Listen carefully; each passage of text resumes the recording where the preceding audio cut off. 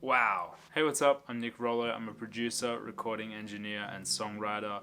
Welcome to my channel. Today, I'm going to talk about why it's so important to not be lazy with recording vocals in 2022 and onwards and behind. Before we get into the video, smash the like button, hit subscribe, and turn on the notification bell. It helps me out so much. And yeah, let's jump in. So I think at a first glance, this topic, this subject is so obvious.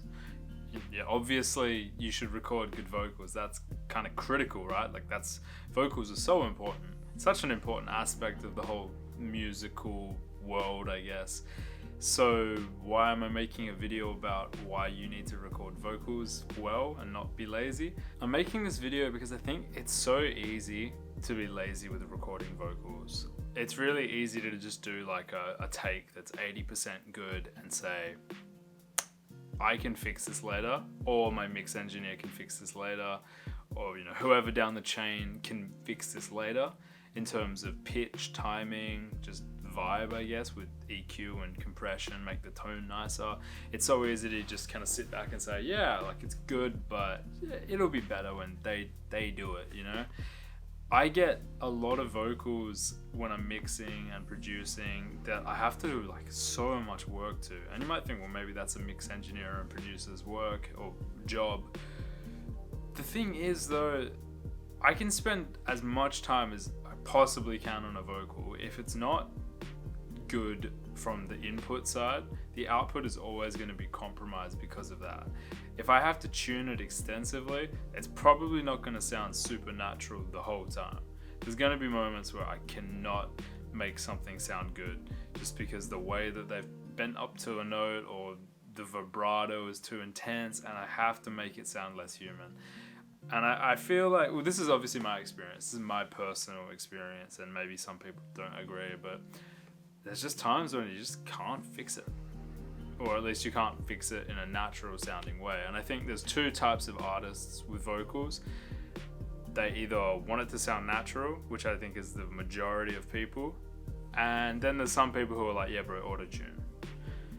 I guess that doesn't matter as much, but you still need it to sound good going in, because if it's not in the right key and terribly sung, it's just gonna be weird. It's not gonna have that cool vibe, it's just gonna go. So I encourage you to not be lazy with recording vocals.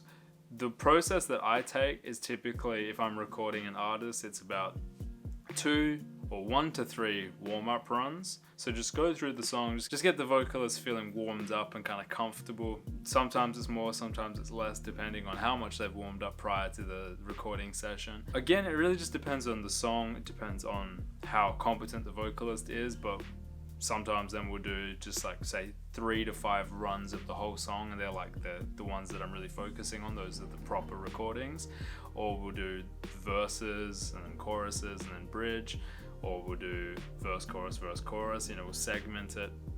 And each time I'm doing like 3 takes, 5 takes, it really depends. Sometimes more if the vocalist is struggling a little bit and we really need to punch stuff, and then we'll go actually punch stuff where we're going in for particular phrases and words. Then we'll go and do harmonies, and it can be kind of a lengthy process. It does take a lot of time to get everything perfect. I'm going for pitch and tone. Sometimes I'm going to compromise pitch for tone. Like if something's sung in a really cool way, but the pitch isn't perfect. But I feel like you get to a point where you kind of know when it's fixable with pitch correction. And but it's not ever terrible. It's always, we're going for as close as we can. We're getting everything down. All the harmonies need to be solid. I don't want to create harmonies in post because it never sounds that good. We can, but I just don't think it sounds great. It does take time, it does take effort, but the result is always better than if I'm just sent something that's like 1 take through and there's parts that are bad, parts that are okay, parts that are good. It always sounds better. And I think at the end of the day, it's just do what you can to make the song sound good, especially if you're not releasing tons of singles and you're trying to just make a dent on the musical world. You need those vocals to stand out. People connect to them. Don't half-ass the vocals. And this applies to both the artist, if you're an artist or a rapper, or the production and mix engineer side or recording engineer side. Just it's so worth it. It's so worth it to put the time into it, because the result will always be better. And it'll benefit you, because then the people will be like, oh, this person is really good at recording vocals and mixing, and the mixes always sound better when the vocals sound better, and the vocals always sound best when they're recorded best.